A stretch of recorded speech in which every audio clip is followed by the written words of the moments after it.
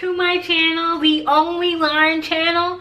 I am Lauren. It's good to see you after not seeing you for quite some time. It's not been that long, but you're acting like it's so long.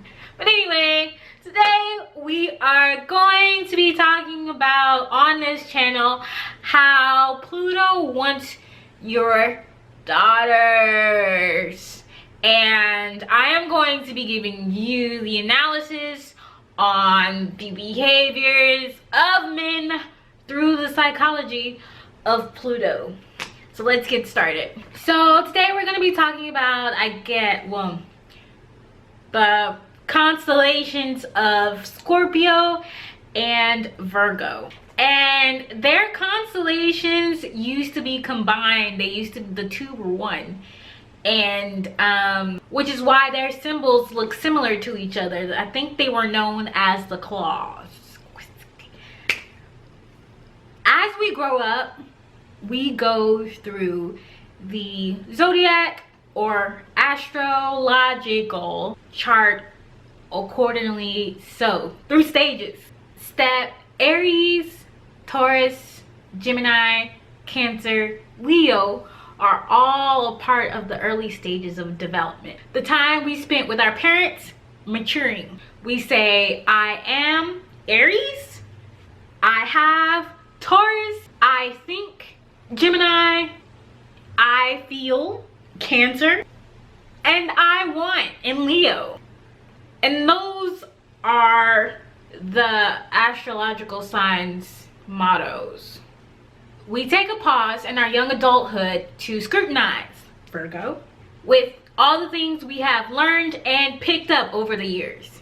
You take all these things and you start prepping yourself to find your balance, Libra. I mean, what you're basically doing is, during that time, you're basically in a vulnerable state. You're balancing things. You're learning to balance things. Everything that you grew up to learn. And you really need to take some time to figure those things out.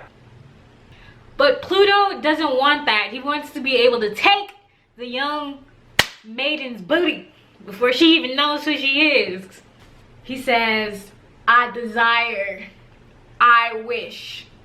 And there was a time when the surface of the earth and the ocean were one, the crust, during the flood. See, what Pluto does is, you can't wish for something you don't really know about or that you're not familiar with.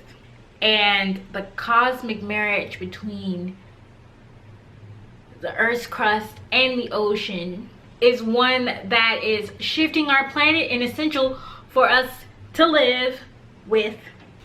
The woman, if properly balanced, knowing exactly who she is, can come out of her marriage with her husband, Scorpio, knowing who she is properly, into her sagacity. Sagacity. I see you. The mountains of higher education. She can then phase into the legacy with her husband and say, I use. They then move into the phase of Aquarius where they begin to help people. I know.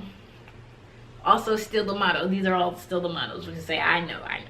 And the possibility of a confusionless, perfect world of Pisces, which equals I believe.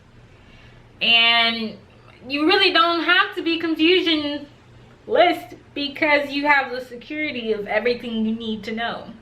But oftentimes it doesn't work out that way. Scorpio, the ocean, which essentially represents the husband of the zodiac, who, by the way, can get things done generally without the first 4 to 5 stages, which is why oftentimes men do go through harsher times than women.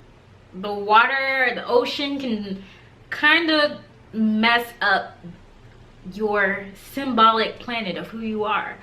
It can turn you into a Mercury, in which you didn't really grow up to your full potential, and your world is really, your kids are really the center of your world. You don't really have anything that you do for yourself. And the kids are the sun, by the way. Too much heat, too much water can turn you thoughty like Venus. Sorry, Venus. Always hot in the pants, thinking about sex. And yeah, steaming all over the place. Or it can leave you like a Mars, bitter, feeling bitter, angry, and used. That is the cauterization of an ocean that gets onto a planet that is not ready, is not developed. Or it can leave you like an Earth before creation, and you can be muddy and muddered, and everything can be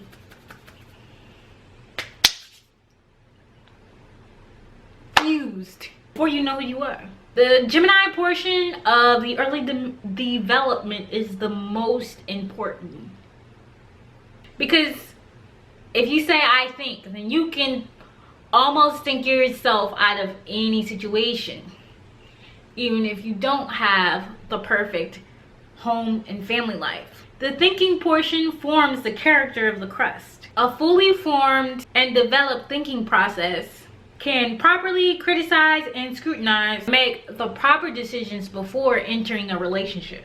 She can discern and judge the best options for her, and she don't have to accept any man as her husband unless she wants to.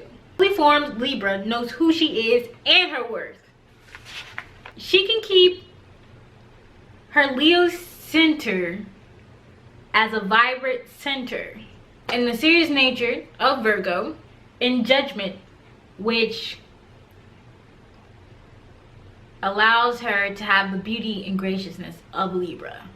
The purpose of her finding her Hades is for her to learn how to execute her power from her husband.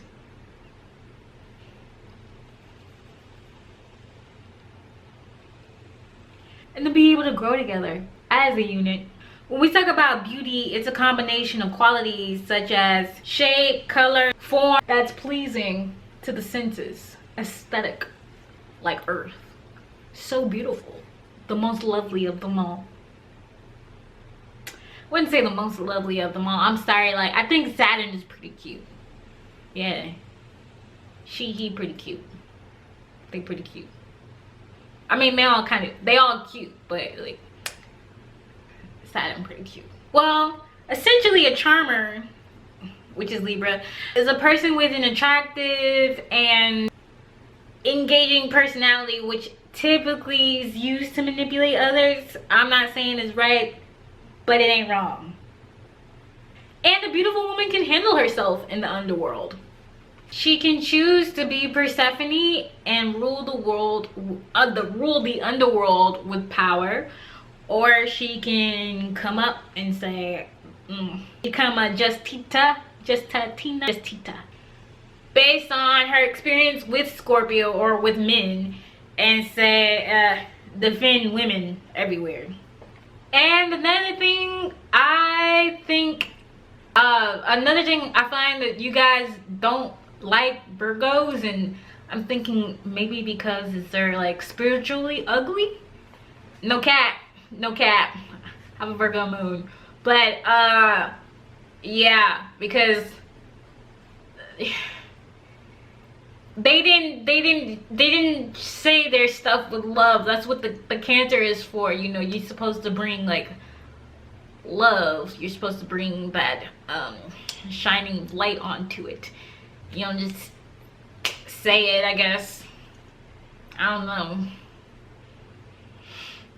But you guys like find them like oddly repulsive, I think. And yeah, sorry. And the reason I know this is because I too got Persephone myself. So like and subscribe and share this video and buy my book Quintessence on Amazon. See you later, Earthlings.